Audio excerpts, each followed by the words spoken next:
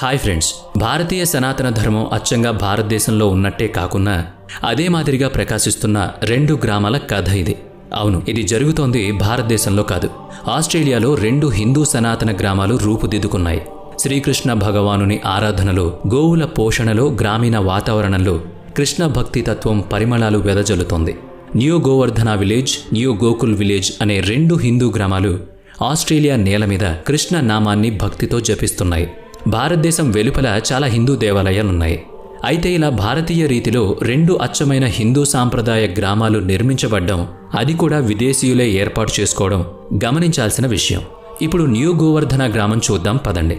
ఆ పల్లె వాతావరణం గమనించండి. ఆవుల్ని తోలుకుపోతున్నారు. గోధూళి లేస్తే బాగానే ఉండును, కానీ అక్కడంతా పరిశుభ్రంగా ఉంటాయి కనుక రహదారుల మీద దుమ్ము లేదు. గోధూళి లేకపోయినా గోవులున్నాయి, గోపాలురు ఉన్నారు, గోపెమ్మలు ఆడుతున్నారు, అడ్డపంచెలు కట్టారు, ఉత్తరీయం ధరించారు, తలపాగా చుట్టారు, మేళం తాళం మ్రోగుతున్నాయి. కృష్ణనామాన్ని జపిస్తూ గ్రామ సంచారం చేస్తున్నారు. వచ్చిన వాళ్లు తాళానికి తగినట్టు పాదం కదుపుతున్నారు. ఎడ్లబండిపై కృష్ణుని మూర్తిని తీసుకువెళ్తున్నారు. దానికి గొడుగు పట్టారు. ఆ పక్కనే చామరము విసురుతున్నారు. మహిళలు భారతీయ సాంప్రదాయ వస్త్రధారణలో ఉన్నారు. ఆ మొత్తం వాతావరణం చూస్తుంటే ముచ్చటగా ఉంది. పశువుల కొమ్ములకు పువ్వులు చుట్టారు, మెడలో మువ్వలు కట్టారు.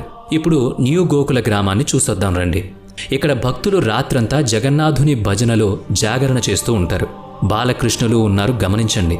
చిలిపి కృష్ణుడిగా ఉన్న ఆ చిన్నవాడు కృష్ణుడి మాస్క్ పెట్టుకున్నాడు, చూసారా? పిల్లల కేరింతల్లో సహజంగానే భగవంతుడుంటాడు.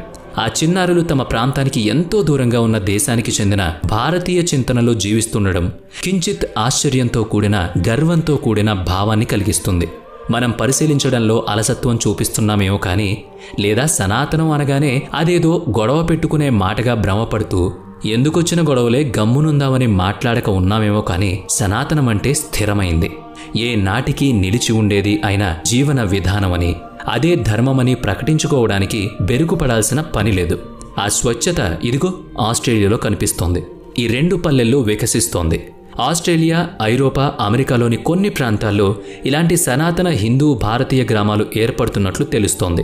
ఆస్ట్రేలియాలోని ఈ న్యూ గోవర్ధనం, న్యూ గోకులం గ్రామాల కార్యక్రమాలు చూస్తే మనసు ఆనంద డోలికలు ఊగుతుందని మీరే చెప్తారు. ఈ 2 గ్రామాల మధ్య దూరం 700 కిలోమీటర్లు. ప్రపంచంలో పలుచోట్ల ఇలాంటి గ్రామాలు మరిన్ని తయారవుతున్నాయి. అన్నీ కూడా కృష్ణా విలేజెస్ ప్రాజెక్టులో భాగంగా రూపొందుతున్నాయి. జగన్నాథుని భక్తి తత్వాన్ని ప్రసారం చేస్తూ సనాతన భారతీయ ధర్మాన్ని ప్రపంచానికి పరిచయం చేయడం ఈ ప్రాజెక్టు వెనుక ఉన్న ఉద్దేశం. హంగేరీలో ఉన్న హిందూ గ్రామాల్లోని హంగేరియన్ హిందువులు చీరలు ధరిస్తారు, ధోతీ కుర్తా ధరిస్తారు, ఆవులను పోషిస్తారు. ఆ గ్రామాల్లో ప్రజలు సనాతన భారతీయ ధర్మాన్ని అనుసరిస్తారు. ఆస్ట్రేలియాలోని ఈ 2 గ్రామాల్లో కూడా సనాతన ధర్మం అవలంబింపబడుతోంది.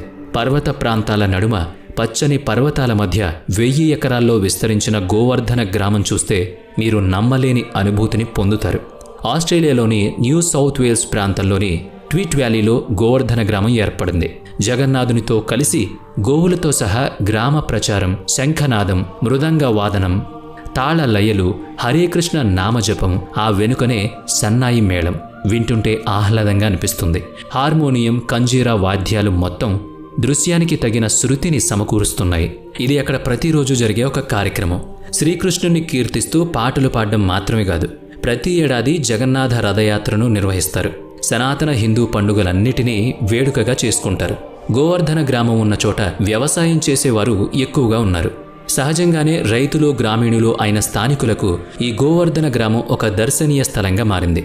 అది మెల్లగా ఆస్ట్రేలియాలోని వివిధ ప్రాంతాల్లో ఉన్న ఆస్ట్రేలియా వాసులకు సనాతన ధర్మం రీతుల్ని పరిచయం చేసింది.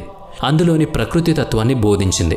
ఇక్కడున్న భక్తి వేదాంత గురుకులంలో విద్యార్థులకు ప్రాచీన గురుకుల రీతిలోనే వేదకాలపు పద్ధతిలో పాఠాలు చెప్తున్నారు. సంస్కృత భాష నేర్పుతున్నారు. భగవద్గీతను వల్లివేయిస్తున్నారు. దైవం పట్ల సమర్పణ భావాన్ని అలవాటు చేస్తున్నారు.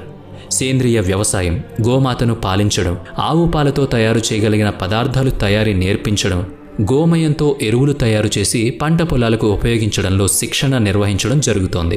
గోవర్ధన గ్రామంలోని కళాశాలల్లో ఏడాదంతా సనాతన భారతీయ నాగరికత, సంస్కృతి, సాంప్రదాయాల గురించిన వివిధ కార్యక్రమాలను రూపొందించి ప్రదర్శిస్తూ ఉంటారు. జ్యోతిష్యం, ఆయుర్వేదంలలో తప్పనిసరిగా శిక్షణ ఉంటుంది. ఇంతకీ ఆస్ట్రేలియాలో న్యూ గోవర్ధన గ్రామం రూపుదిద్దుకోవడానికి కారకులెవరో తెలుసుకోవాలి కదా. 1977లో ఇస్కాన్ భక్తుడైన సభాపతి దాస్ ఈ గ్రామాన్ని రూపొందించారు. అప్పట్లో 80,000 అమెరికా డాలర్లతో 850 ఎకరాల స్థలాన్ని కొనుగోలు చేశారాయన. ఇప్పుడది 1000 ఎకరాలకు విస్తరించింది. గోవర్ధన గ్రామానికి 700 కిలోమీటర్ల దూరంలో హటర్ వ్యాలీలో 500 ఎకరాల్లో రూపుదిద్దుకున్నది న్యూ గోకులం విలేజ్. 1988లో ఇస్కాన్ భక్తులు కలిసి నిర్మించుకున్న గ్రామం ఇది. ఈ గ్రామంలో గోవుల సంరక్షణకు అత్యధిక ప్రాధాన్యతనిస్తారు. ఆవులు, ఎద్దులకు ప్రత్యేక పశుశాలలున్నాయి. సేంద్రియ పద్ధతిలో వ్యవసాయం చేస్తారు. ఇది గ్రామ ఆర్థిక స్వావలంబనకు మూల సూత్రం. పశువుల ఉత్పత్తుల కోసం వాటిని హింసించరు, బాధ పెట్టరు, ప్రేమతోనే సాకుతారు, ప్రేమతోనే పాలు పితుకుతారు. కృత్రిమ పద్ధతులన్నవి లేవు. సహజ శైలిలోనే పశుపాలన సాగిస్తున్నారిక్కడ. ఆస్ట్రేలియాలో భారతీయ సనాతన హిందూ గ్రామాలు ఈ రెండే కాదు, మరొకటి ఉంది. దాన్ని బృందావన వ్యాలీ అని గాని, ద సేక్రెడ్ ఇండియా గ్యాలరీ అని గాని పిలుస్తారు. 13 ఏళ్ల కృషితో జగత్తారిణీ దేవిదాసి అనే కృష్ణ భక్తురాలు బృందావనం పేరిట ఈ గ్రామాన్ని నిర్మించారు. కృష్ణా విలేజెస్ ప్రాజెక్ట్ ద్వారా ఇస్కాన్ సహకారంతో రూపుదిద్దుకున్న సనాతన హిందూ గ్రామాలివి.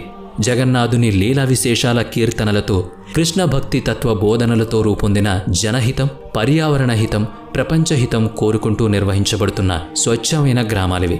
ఆంధ్రప్రదేశ్లోని శ్రీకాకుళంలో కూర్మ గ్రామం కూడా ఇలాగే అచ్చమైన సనాతన భారతీయ శైలిలో రూపుదిద్దుకుంటూ ఉంది. వినే ఉంటారు కదా మీరు. అటువంటివే ఈ అంతర్జాతీయ భారతీయ సనాతన హిందూ గ్రామాలు. నిర్మలమైన సంస్కృతి, సాంప్రదాయాలకు నెలవులు. వివరాలు ఆసక్తికరంగా ఉన్నాయి కదూ. మీకు తెలిసిన విశేషాలను మాతో